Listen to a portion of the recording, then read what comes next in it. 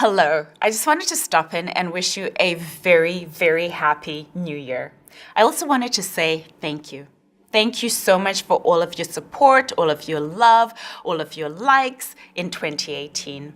When I started this platform a year ago, I had no idea what I was getting into. I had no idea whether anybody was interested in the stories that I wanted to share. I had no idea if any of the women would be interested in telling their stories on this platform. What has happened in 2018 has been truly phenomenal, and my heart is filled with so much gratitude. You have embraced this platform. You have written to me, you have liked, you have shared, and I am so incredibly grateful. I'm so incredibly grateful to have the opportunity and the privilege, quite frankly, of sharing the stories of these phenomenal women, phenomenal African women who are in the world doing all kinds of incredible things. Phenomenal women who are helping to tell a very different story about what it means to be African, and particularly what it means to be African women. And I just wanted to take you down memory lane. I wanted to reminisce and remember some of the highlights of our episodes in 2018. Join me. We opened this season with an interview with filmmaker Anjali Nair. We met Anjali at the Toronto International Film Festival, where she and co-producer Hawa Esserman had just debuted their film Silas, which is about a Liberian environmental activist called Silas Siako. Okay, so I am always nervous before interviews, but I was especially nervous about this interview because it was my first one. And Anjali and Howard came with their publicist. There was a publicist in the room. And it had been so hard to find the time to schedule this interview, their busy schedules. And so I knew I had very limited time to make this interview work. But Anjali was so sweet. And it turns out that we both went to the same graduate school, although she has many, many more graduate degrees than I do. We talked about the documentary Silas, but we also talked about another documentary film that she produced called Gunrunners, which she'd actually screened at Toronto International Film Festival the year before. This one was a film that followed two Kenyan tribal warriors who were cattle thieves who traded their guns in to become marathon runners. And this was really following their journey of integration back into society. Unfortunately, one of the main characters from the film, Robert Matanda, was tragically killed, actually on his way from a screening of the documentary. And it was hard for me as an interviewer not to be affected by Anjali's emotion, but it also reminded me that sometimes our role as journalists is much more than just telling a story. And then I know, unfortunately, you were struck by tragedy in the making of this film. Can you tell us about that, share about that? Yeah, sure. About a month before our world premiere, one of my main characters and his wife were in a car accident. And they were actually leaving a weekend that we had all kind of been together and so on. And they were, nearing their community. And then their passenger vehicle was hit by an oncoming truck. So I'm a little bit better about talking about it now than I used to, but it was definitely a bittersweet moment because the film is really about, change and what it takes to change your life and all these types of things. And when we got to that point where things were just turning around, their lives were ended. And so premiering the film and telling that story has always been, it's not been as exciting, I suppose, as this story, just because there was so much responsibility that we all felt for their family and their kids. They took care of very much they had 3 biological kids, but they took care of 4 other kids as well.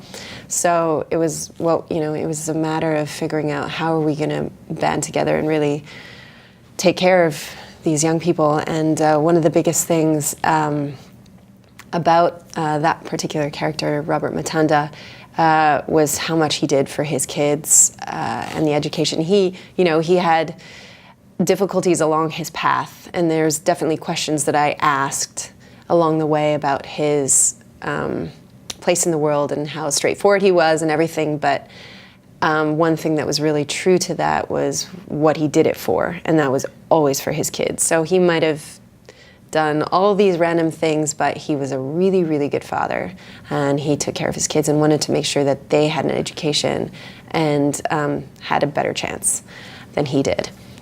So we've put together an entire kind of GoFundMe campaign, and we've created a board and a trust in Kenya, and so all of us are really taking part in raising money and looking after kids. We've hired a social worker who checks on the kids every 2 weeks. She spends the weekend with them, and we've done a lot of therapy, both in their communities, but also brought them down to Nairobi, just because there was a lot of things that kind of came up through time.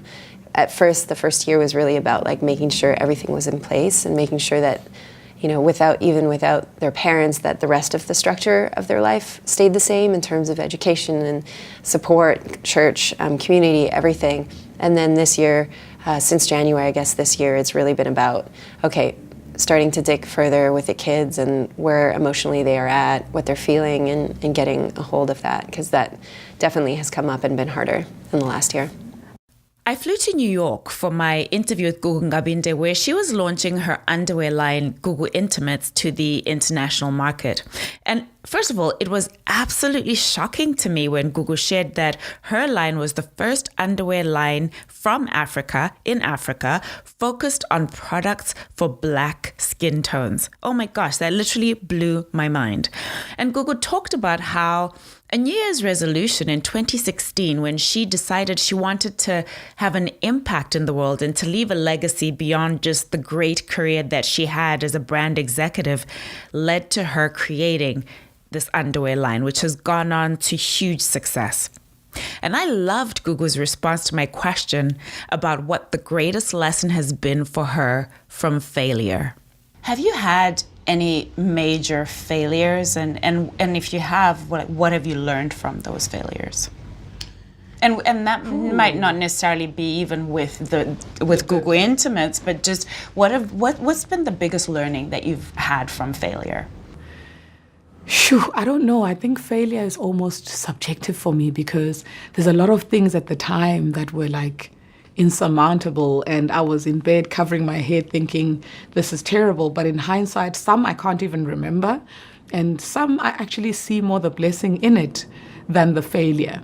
But I'd say one of the biggest challenges has been the humbling effect of reality versus expectation. I put my skin into this and building this brand and building this business and building this product. And I think I entertained for a very long time the idea that we would land in the market and like completely sell out. And it has been a literal lesson in learning how to build a business, because not even Versace started off and was this coveted. Not even Coca-Cola started off and was in every single household. So it has been that humbling effect of knowing how much I still need to put in to build, to convert, and she's sometimes looking at sales not meeting expectations, you know, because you don't yet have a past, for example, to compare with.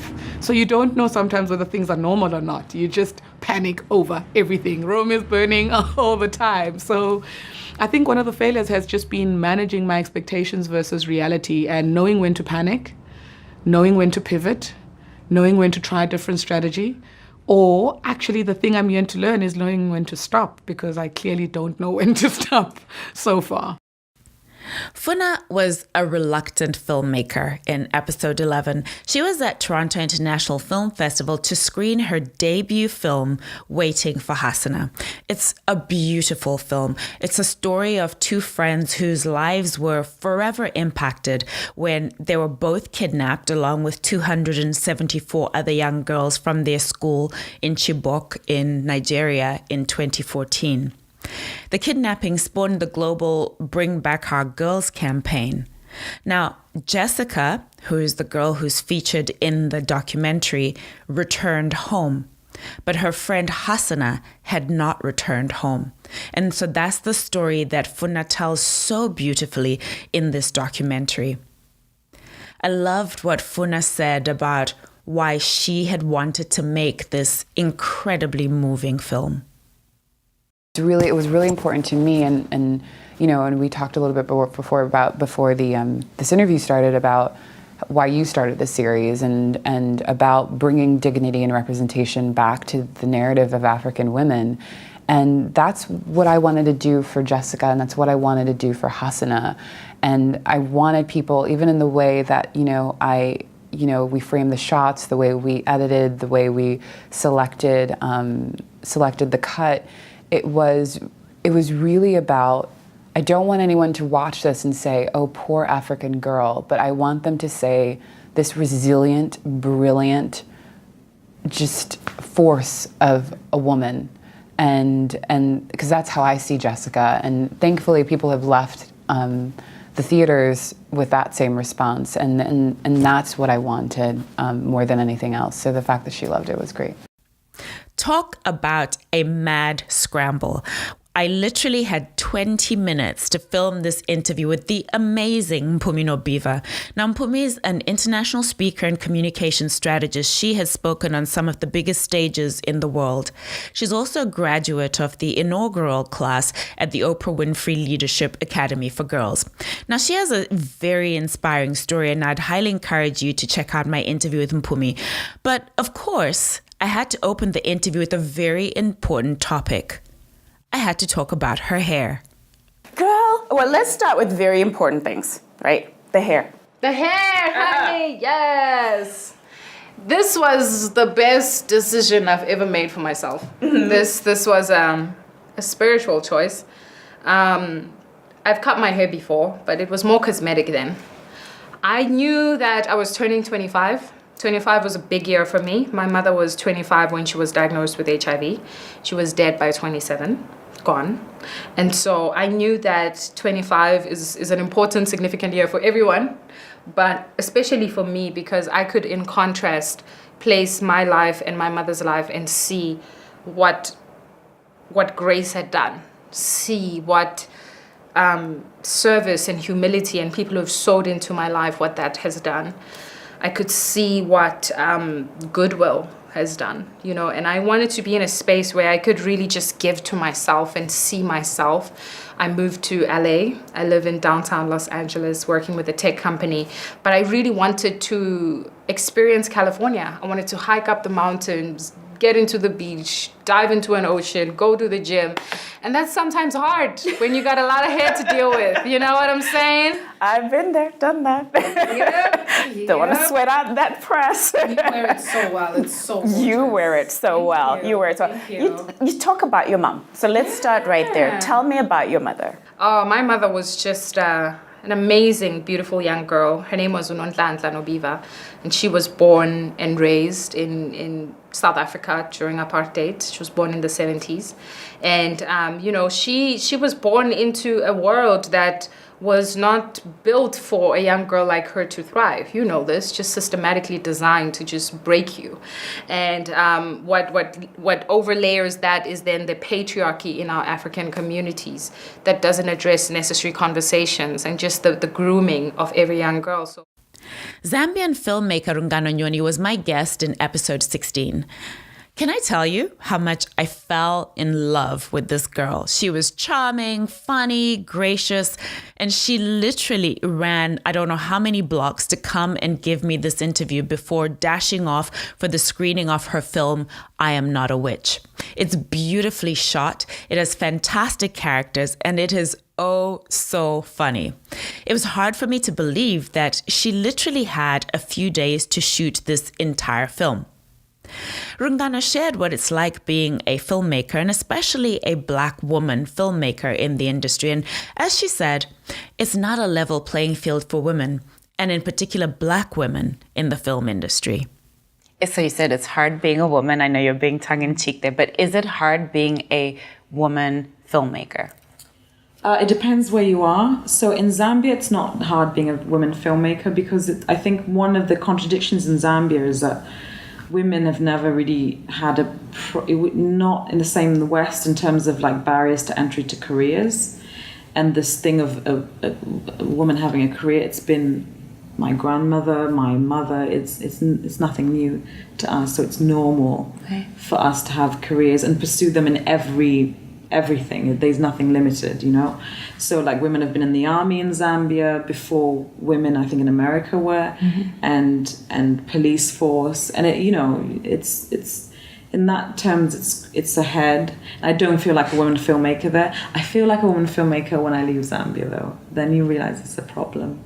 A big problem. The only thing that works against me in Zambia is youth. People think of me as youthful. So it's hard to get yourself heard and have a voice of authority because they think you're just young and you don't know anything. But yeah, I definitely feel it for sure. Especially when I made my first feature, I felt it more than any other time. You feel the barriers, you feel what people are talking about and how difficult it is. And I grew up in the idea that I was very lucky because my mother I never grew up thinking about my color or my sex or my, you know, I didn't think about it. So, and then when you get older, you start realizing, oh my God, this is really weird. And if I'd thought about it, I would not have chosen this profession at all because it's hard. So it's only when I get older I realize, yes, there are limits, there are barriers, genuine barriers. It's not just a bunch of people thinking, you know, talking. It's genuinely there, and it's hard, and it's different, and it's frustrating, and then we've got a lot of work to do to redress the balance. If you know me, you know that I have an absolute favorite t-shirt. I wear this t-shirt all the time. Well, actually, in fact, I have many, many of them, and I wear them all the time. It's a beautiful t-shirt that says, I am because you are. And so I was absolutely thrilled when I had the opportunity to interview designer Farai Simoy in her brand new store in Brooklyn, New York. Farai had just recently opened the store to provide a storefront to showcase African designers and African brands. It was such a joy chatting with Farai, and of course, I had to ask her about what inspired my favorite t-shirt. Now, one of my very favorite things, which I know you know this, one of my very favorite things of yours that you make is this t-shirt that I'm wearing today, which says, I am because you are. Right. Why did you make the t-shirt? What does it mean? And how does it fit into this story that you're telling with the narrative and with the concept store? Yeah, so I am because you are has been a quote that I've carried with myself for many, many years. And the whole idea of it is it derives from the Southern African word Ubuntu. And I am because you are just means togetherness, community, building, support. And I am where I am today because of my community, because of people like you, because of my parents, because of friends, because of, and you know, in Africa, it's like you don't just raise one child, you raise the entire village. So there's so many people that have, you know, that I've basically stood on their backs. So for me, I am because you are is sort of like a tribute to them. And then it's also something that, you know, you're a lover of those shirts and you've bought that shirt and then you've given it to somebody else. So it just continues. You know, I am because you are, you know, because of you, I am. Yeah. In episode 18, I got to interview Kenyan filmmaker Hawa Esserman. She co-produced the documentary Silas along with Ndini Naya, who was my guest in episode 2. We talked about what it was like working on the documentary film, and we also talked about her directorial debut film, Soul Boy, which is the story of a 14-year-old boy who lives in the biggest slum in Nairobi, Kibera, and how he wakes up one morning to find that his father is delirious and is claiming his soul has been stolen. I asked Hawa about how she ended up becoming a filmmaker. How did you become a filmmaker? Was it something you always knew you wanted to be? I knew I always wanted to tell stories. And I wanted to tell stories that moved people because that's what stories have done for me. I believe that stories are the thing that get us to think about who we are and how we sit in the world and inspire us to do things. So I thought I was going to be a short story writer, actually.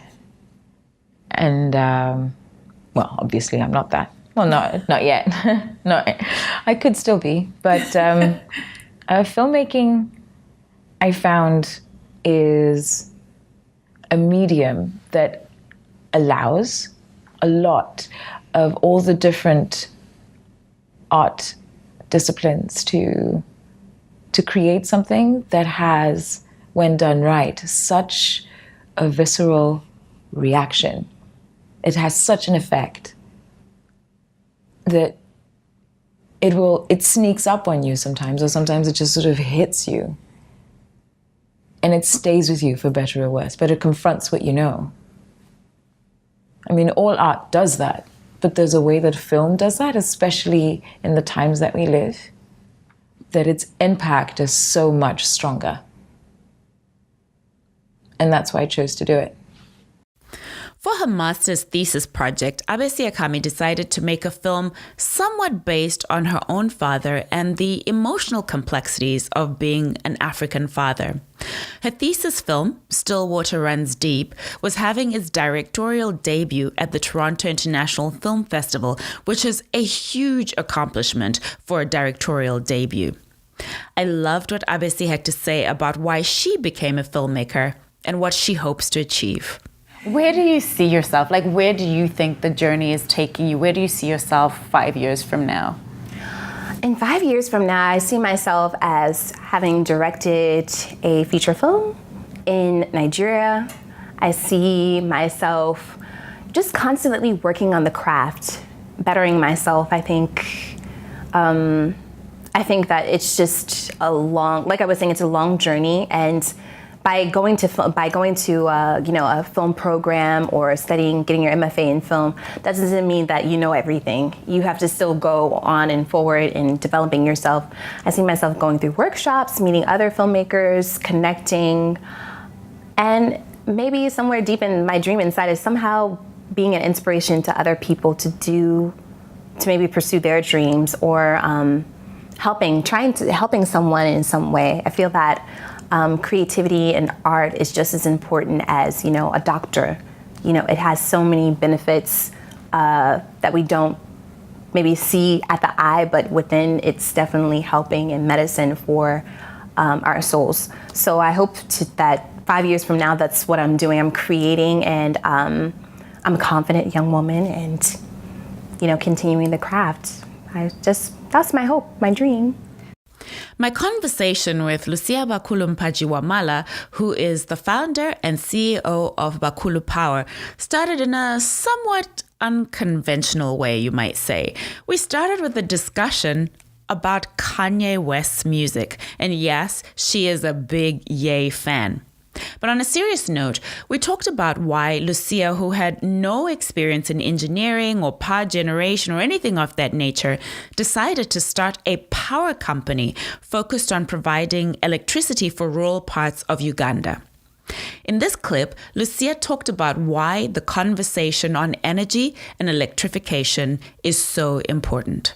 Why is energy, power, something that we should be talking about specifically here we're talking about Uganda, but Africa as a continent, why is it still an issue for us? Well, I think it's the only thing we should be talking about.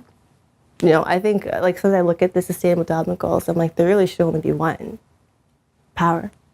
The other ones can't happen if there's no power. Do you know what I mean? Why should we be talking about it? Because we don't have it. You look at Uganda, and Uganda, I think, our electrification rate is under 20%. And that's for the city. When the whole country, most of the country is rural. So you look at the rural area, it's 10%. I mean, it just underscores all of, human life as we know it, So you go into forestry, deforestation, then you go into, women's everything, women's safety, women's productivity, women's, what they call it, time poverty. It goes into children. It just spills across every aspect of your life. And it's kind of one of those things where there's a lot of things you only notice you need when they're gone. I heard you guys were saying something like that before earlier when you were setting up. It's you really take it for granted. You don't ever think about your roads until you hit a pothole. You don't ever think about something until it's gone. So I think it's hard for people, at this side of the world, to imagine, not having electricity. Really, what does cooking dinner look like tonight when you don't have electricity? In episode 24, I got to visit Catherine Adai in her beautiful home just outside Toronto. Catherine, who is a self-professed lover of claw nails, is also the founder and CEO of the fashion house Kayla K. And if you've seen me wear some of her designs. And what I loved about what Catherine had to say in our interview was why she wanted to start the Kayla K brand. And where do you see the team going? Where do you see the brand going? Man, so we have some great plans ahead without giving away too much. We don't even get the inside scoop. Oh my God, okay. You know, when I started the brand, kind of fell into it. But then there's a time where I really had to stop and think, okay, what do I want out of this? I don't want just to make clothes. So what I want is a certain narrative. And I want the narrative to be all women, all shapes, all sizes, nationalities, background, to be able to wear the pieces, to be able to identify and find themselves in it, whether it's because they want to support, whether it's because, you know, they like the prints, like the colors, they like the silhouettes, you know, whatever it is. And I want them to know they're buying into a story. You're buying into a brand. You're not just buying into a piece of garment that you're going to put in the back of your closet. You're buying into something that has longevity. So when you get the piece, even, you know, to our packaging, and, you know, so when you get the piece, you know what the story is about, you know who Kayla K is. And going forward, we're hoping to expand our production. And when I say expand our production, taking it back home. That's always been very important to me, but for, you know, reasons of me being type A and having to have eyes and everything, so far our production here has worked. We're trying to figure out now how we can support the women back home. So we've been connected with some organizations that we're looking into, support the country back home, even where we get our fabrics from. Making sure that we change that narrative. So we support African artisans. We support, you know, the mills and people who produce the fabrics. So in terms of production, that's what we're looking to do. And I'm trying to branch out into more stores and make it beyond global, if that's, you know, even possible, so that it's, you know, people can go and pick it up without having to order online. I know fitting is an issue sometimes. Yep. I want to touch, I want to feel, I want to try it on. Well, no problem. Go to, you know, this boutique here in your country, in your city, you can go and try it on. So that's something we're trying to overcome. So there are a few cities that we are in right now, and we're trying to expand into Europe, and of course back home into Africa, and just trying to continue to build that team. There are a few gaps that I'm still filling right now that we're trying to get the right people in. And the biggest thing for me at the basis of it all is to support women. So 95% of people on my team that I work with are African women. Ooh, can I tell you how nervous I was before my interview with Dr. Timia Biaganaba-Gianti? Now, the reason for my nervousness was not because she's particularly intimidating. In fact, quite the contrary.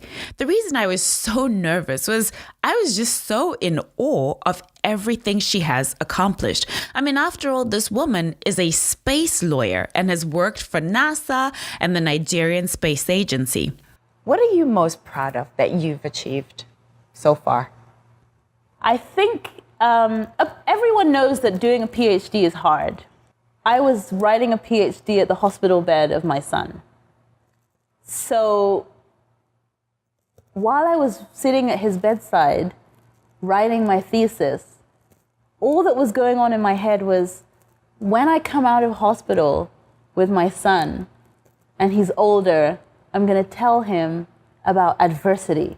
I'm going to tell him about the struggles that we have in life, but how when you have a goal, when you have a vision, nothing can stop you and you can keep working at your dreams. And that was what kept me going with my PhD. And I finished my PhD and I came out of hospital with a PhD thesis, but without a son. So my PhD thesis is like my baby. I'm so proud of that thing. I'm not proud of it in terms of its content, but I'm proud of the fact that I was able to do it, and the inspiration behind that was about teaching my son about the complexity of life. So when I look at my PhD thesis, which is really about how do I get developing countries and developed countries to come together to be able to talk about a global governance issue, at the back of my mind was, I'm going to have a son that's going to be able to change the world, that's going to be able to solve the problem that my PhD identified. So that's what I'm most proud of, that I was able to do it, that I was able to come out, and I finished the PhD, and believe it or not, my career just went up from there. You know, I won multiple awards. Last year, I won the Young Space Leader Award from the International Astronautic Federation, which is like, you know, I won an International Women's Day Award in Montreal for contribution to Quebec society. And all this happened after my son died. And so I can't believe that all those things happened. So I'm really proud of myself for that. But I'm really careful also to acknowledge that the reality for many people would be very different. And for some people, it would completely destroy them and break them. So I don't want to sit here and say I'm some kind of Wonder Woman that was able to do all this.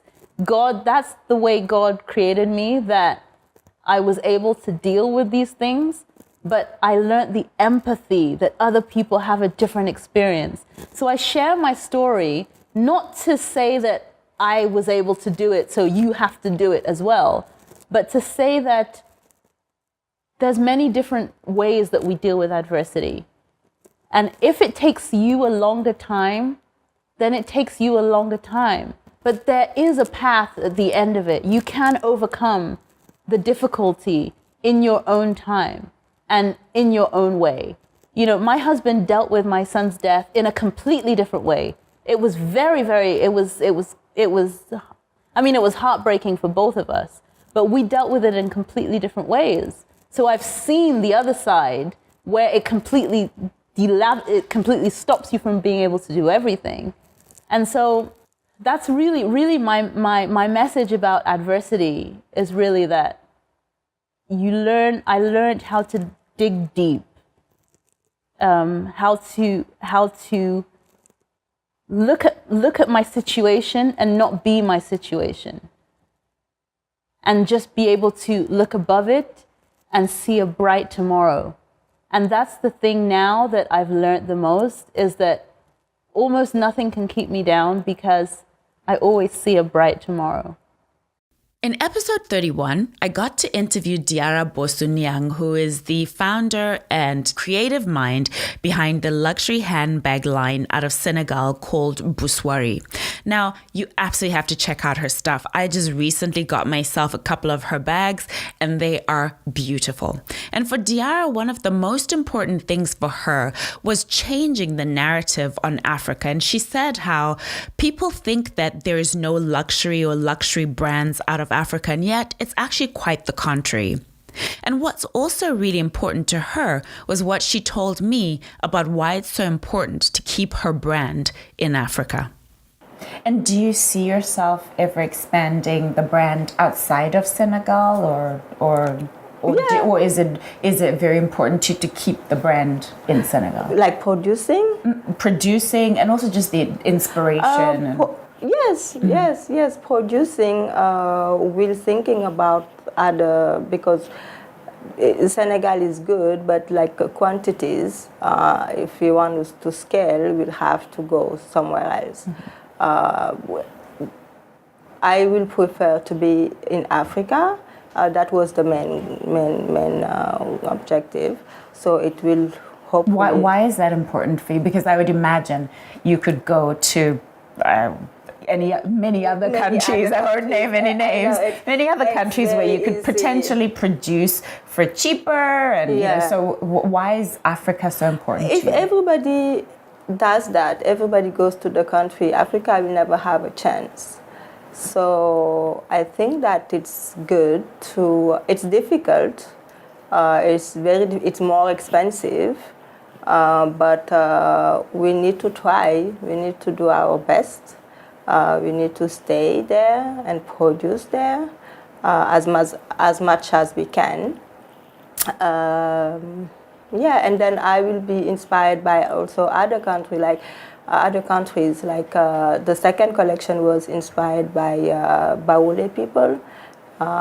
It's mostly Ivory Coast and Ghana. So I would love to go be inspired by Ethiopia, South Africa, like Morocco. You have so many cultures, so many like inspiration in Africa. So it's endless.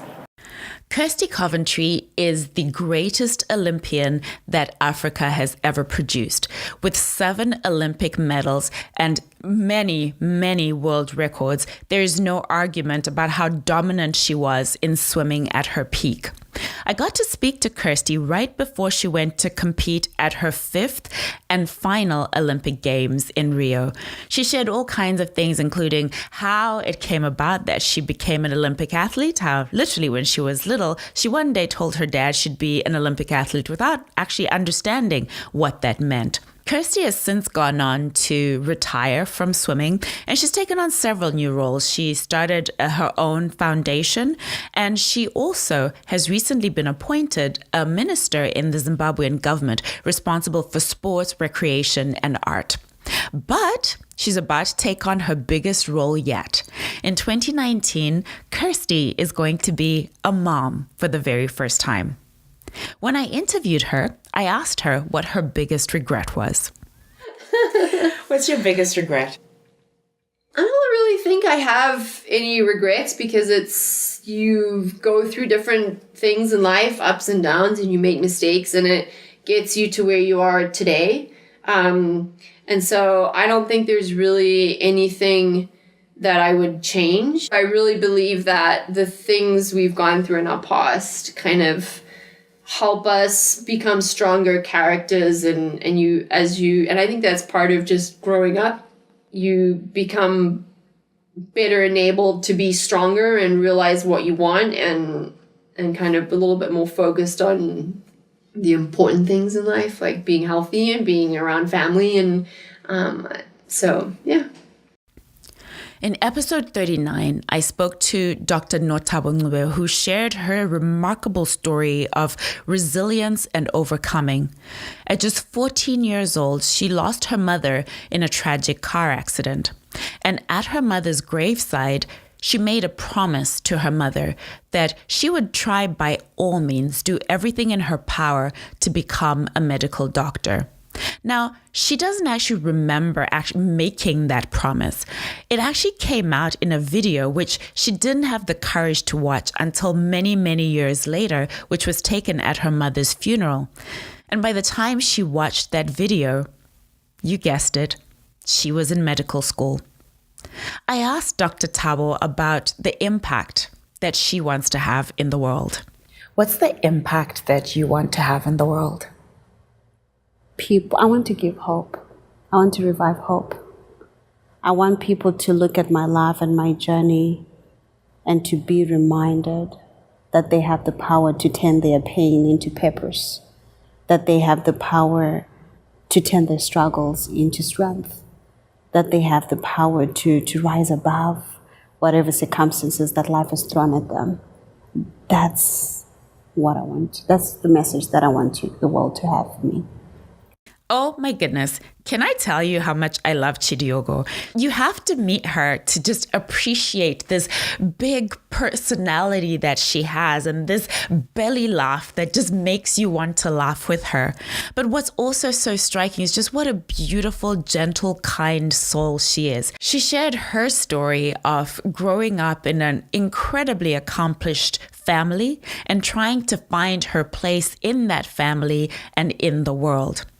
And I asked Chidiogo, given the legacy that her mother, who passed away several years ago, had left behind, what it was that she wanted to be her legacy.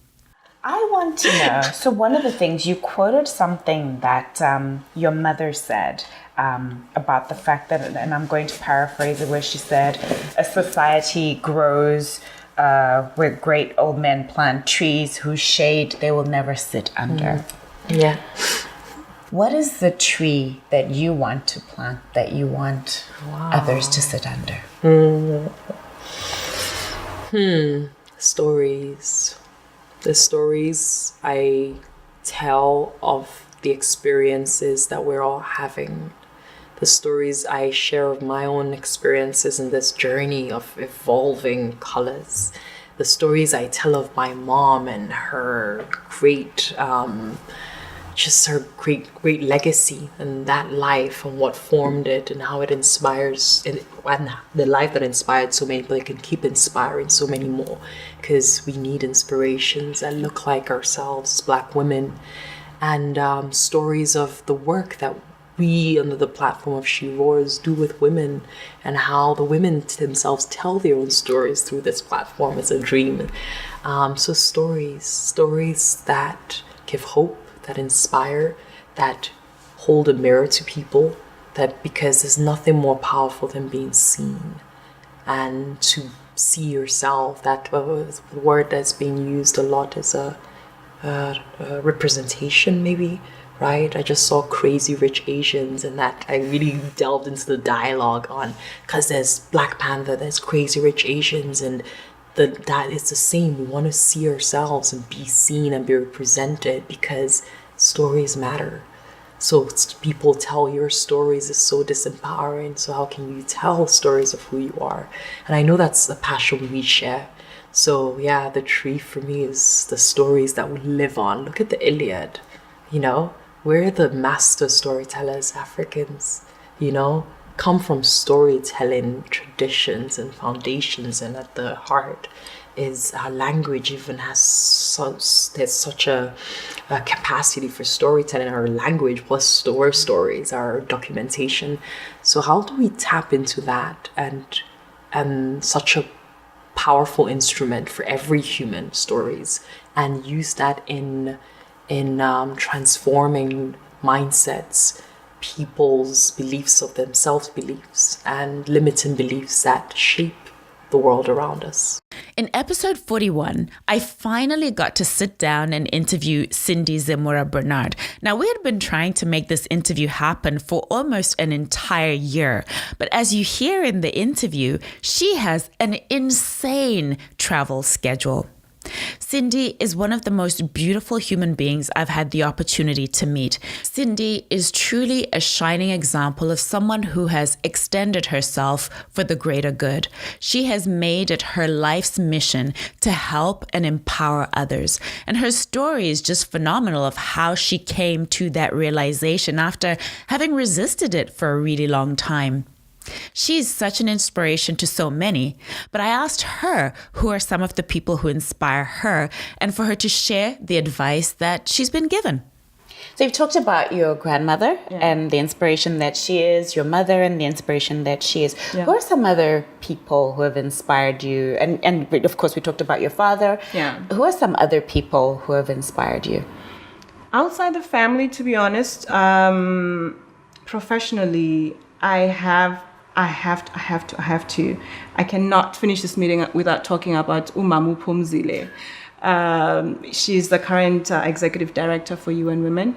I met her 2 years ago through a friend who introduced me to her. And again, as I mentioned before, sometimes when you get to know of these people and the work that they're doing, some people just want to do it because of I've been seen in pictures with them. But for me, I really wanted to tap into her knowledge. I wanted to go beyond that and know of her journey and why she's even in the position where she's in. And I wanted to understand the work that she's doing and how it could ultimately benefit the work that I am doing. And there I thought I was going to be spoon-fed, because I've met the executive director of UN Women. But no, she didn't. She told me, listen, you are in here. You have to remember that in every circle that you're going to find yourself in, there's those people, they have something that you don't have, and you have something that they don't have. So wherever you're going to find yourself, run with it. And that's what I have tapped into, in the sense of I respect her work ethic, because she doesn't baby you. She believes that, especially for young women, she's very passionate about young women. And that's where I've really put myself down at and said, what, I'm just going to stay right here and allow myself to grow and learn. not just from her, but from the other amazing women that are around her, amazing women that I've met through her. Amazing people that I've come to know through other different circles as well. So Phumzile Ngcuka is definitely, Mlambo Ngcuka is definitely one of them. But also, people that I grew up with, they're my inspiration. I have my sister friends, I call them, that are not necessarily doing the kind of work that I'm doing. They're in different spheres. Some of them are civil engineers, some of them are in technology, some of them are nurses. So it's really a village that I have around me. I believe in sisterhood. I don't have a lot of friends, but I believe in sisterhood. So those are the people that I've really looked up to quite a lot. In what I'm calling the African superstars of music, I got to interview musical megastars Nsoki from Angola, Zahara from South Africa, and of course Miss Yemi Alade from Nigeria. These women are phenomenal. Each one of them was gracious, charming, funny, and oh my gosh, so talented. Here are just some of my favorite clips from my interview with these three amazing women. What surprised you about your journey in the industry since starting in 2012? I think that things are a little more difficult for women. I think that men tend to go a little bit further, and that us women, we have to push a little bit harder. We have to work a little bit harder to get noticed. But whoever likes singing, we have to get accustomed to this environment. We have to do what we have to do to sell our music and to be out there. But it's hard. Last question. So I'm a girl from Zimbabwe. Mm-hmm. My mother tongue, I know you sing some songs in my mother tongue, Shona. And so this platform is called Ndini, which means I am. Because I believe in the power of you declaring who you are and how that shapes your destiny. So finish that sentence for me. I am. Ndindim, ndintombi ezalapho ndizala khona, ndingumastad, ndingumandebe, ndingumacisana, ndinguquququ, ndim indlebe ezintle zombini, ndingumashiya amahle. So that means I am who I am. I've got beautiful ears and I've got beautiful eyebrows. And inkomo, that means we love cows, us. And for you to take me, you must bring cows. That's me. So when I say I've got beautiful eyebrows, we don't have to be all the same, with the same eyebrows. And beautiful ears because I listen. What I do want to know, and one of my favorite songs is K-I-N-G. Oh, yeah. Why king and not queen? Girl, when you grow up in a place like Nigeria where you're obviously not born in a family where there's, you're not born with a silver spoon, you have to assume certain roles, both physically and mentally. And it takes, sometimes being the best that you can, you have to talk to yourself, and it takes a lot of talking into the mirror. And then I realized that if you want to be great, sometimes you need to look around and see who's living your dream and try to emulate. And it turns out to be that most of the time the guys are actually getting it way better than we are. So if all I have to do is be a guy mentally, I will do it. So please do not call me queen, I'm king. Just saying. K-I-N-G? Oh, yeah. Just saying.